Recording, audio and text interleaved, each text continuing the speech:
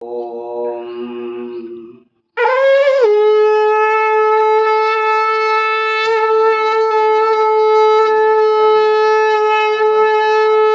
विमुच्यते नमस्तस्मै विष्णवे प्रभ विष्णवे ओंकार स्वरूप ब्रह्म परमात्मे नमः। श्री गुरु चरण कमलेभ्यो नमः। जय ब्रह्मदेव, जय ब्रह्मदेव, जय जय ब्रह्मदेव। ब्रह्मर्षि ब्रह्म ज्योति ज्योतिष यूट्यूब चैनल में मैं आप सभी दर्शकों का हार्दिक अभिनंदन एवं स्वागत करता हूं। प्रिय दर्शकों, मैं फिर से उपस्थित हुआ हूं एक नया वीडियो लेकर के। तुला राशि वालों के नवंबर के महीने में उनके राशि फल को लेकर के तुला राशि वालों का ये नवंबर का महीना कैसा व्यतीत होने वाला है और कहां कहां पर आपको क्या कुछ लाभ मिलने वाला है और कहां कहां पर आपको सावधानी रखने की आवश्यकता है। दर्शकों, इससे पहले कि मैं आपको आपके राशिफल से अवगत कराऊं, उससे पहले मैं आपको बताना चाहूँगा कि आकाशीय सौरभ मंडल में ग्रहों की गोचरीय स्थिति किस तरह से बनती हुई नजर आ रही है। दर्शकों, आकाशीय सौरभ मंडल में ग्रहों की गोचरीय स्थिति और आप यानी कि तुला राशि वालों का यानी कि राशि के साथ उसका आपसी जो तालमेल है, उस तालमेल को, उस कॉम्बिनेशन को बैठाते हुए इस राशिफल का हम निर्माण करते हैं। दर्शकों, जैसा कि अपने इस ब्रह्म ज्योति ज्योतिष यूट्यूब चैनल के माध्यम से मैं पिछले कई वर्षों से आप सबका मार्गदर्शन करते हुए आया हूँ और जो हमारे यूट्यूब चैनल के जो सदस्य हैं और उनके द्वारा ज्योतिष विषयक जानकारियां भी हमसे समय समय पर ली जाती है। यथा समय हम उनके प्रश्नों का उत्तर देने में सक्षम रहते हैं। तो दर्शकों, यहाँ पर आप देख रहे हैं सामने में ये ब्लैक बोर्ड में ये 7 नंबर का अंक यहाँ पर लिखा हुआ है। 7 नंबर का अंक है, पहला भाव है, पहला खाना है। ये राशि चक्र का ये जो पहला खाना है, यहीं पर 7 नंबर का अंक लिखा है। ये आपकी अपनी राशि का अंक है। आपकी राशि के स्वामी हैं शुक्र देवता और शुक्र देवता को नमन करते हुए और इस समय में आपकी राशि में ही सूर्य देवता भी विचरण करते हैं। सूर्य देवता तुला राशि में है और ये इनकी अपनी नीच राशि है। सूर्य देवता यहाँ 15 नवंबर तक रहेंगे। 16 नवंबर को ये वृश्चिक राशि पर दर्शकों आ जाएंगे। वृश्चिक राशि इनकी अभी अपनी अधिमित्र की राशि है और वृश्चिक संक्रांति 16 नवंबर और संक्रांति के पुण्य काल में स्नान दान तर्पण आदि करने का जो शास्त्रीय विधान है, तद अनुरूप व्यवहार करने से, शास्त्रीय जो विधान है उसके अनुसार कर्म करने से, स्नान दान तर्पण और श्राद्ध विधि से पिंडार्पण करने से आपकी समस्त मनोकामनाएं पूर्ण होती है। इसीलिए संक्रांति के पुण्य काल में जो आप जहाँ पर भी रह रहे हैं, अब आपके आसपास जो भी पवित्र नदियाँ वहाँ से निकलती हैं, उन पवित्र नदियों में जा कर के आप स्नान करें। यदि यह संभव न हो तो अपने घर पर ही रह करके अपने घर के सामान्य जल में गंगा जल मिला करके आप स्नान करें। इससे भी आपको पुण्य कारक फल की प्राप्ति होगी।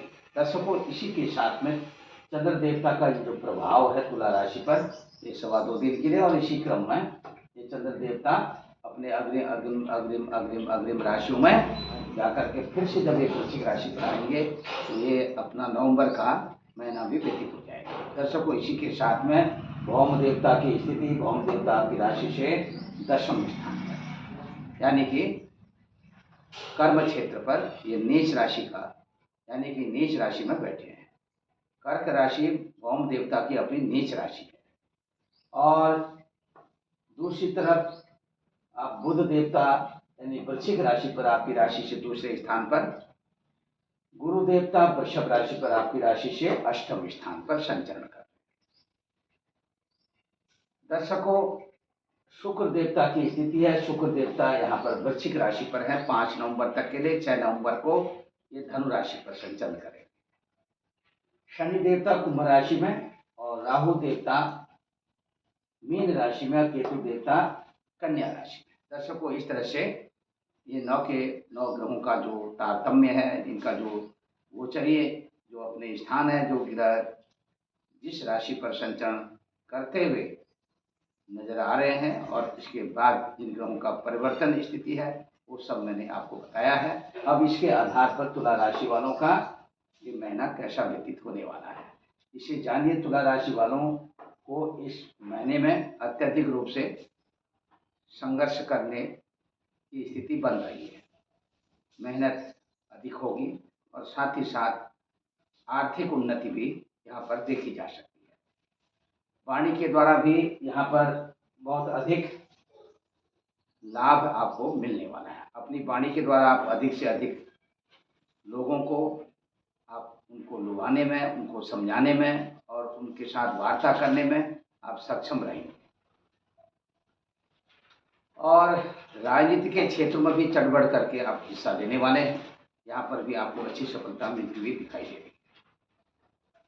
ये जो ग्रह स्थिति यहाँ पर बनी हुई है, इसके अनुसार यदा कदा आपका ध्यान भंग हो सकता है और ज़्यादातर आप अपना ध्यान लगा करके ज़्यादातर अपने चित्त को सावधान रख करके अपना नित्य नैमित्तिक कार्य करें, इससे आपको प्रसन्नता मिलेगी।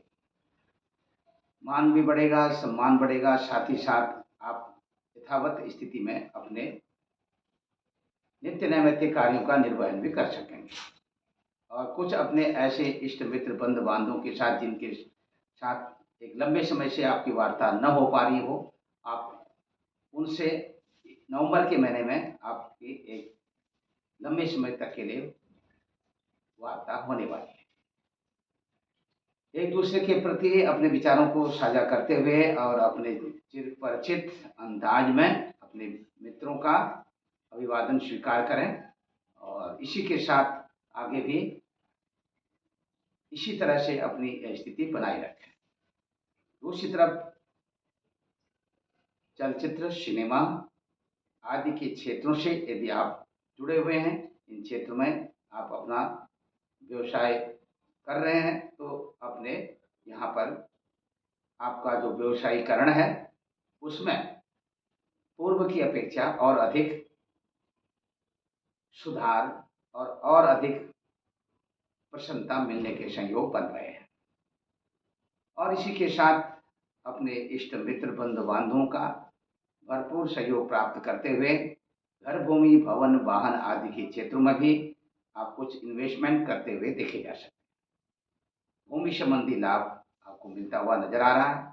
इसी के साथ में आपके पराक्रम में वृद्धि के संकेत हैं, मनचाहा भोजन की प्राप्ति और इसी के साथ में अपने छोटे भाई बहनों के साथ एक अच्छी सी वार्तालाप, अपने विचारों को एक दूसरे के प्रति आदान प्रदान करते हुए ये नवंबर का महीना आप व्यतीत करने वाले हैं।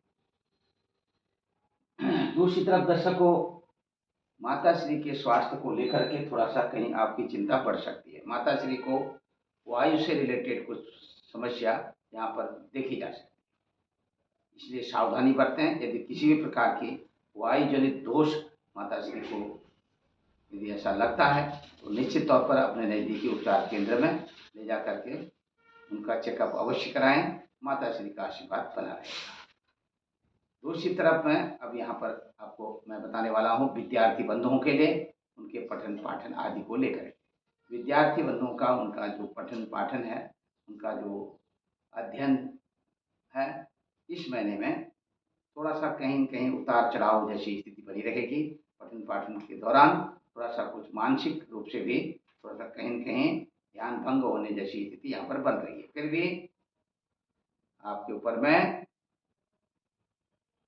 पिता परमेश्वर का आशीर्वाद और जिसके कारण तुला राशि वाले यदि तो पढ़ाई कर रहे हैं, अपने पठन पाठन से यदि भटक रहे हैं, तो निश्चित तौर पर ब्रह्मदेव का आशीर्वाद आपको मिलेगा।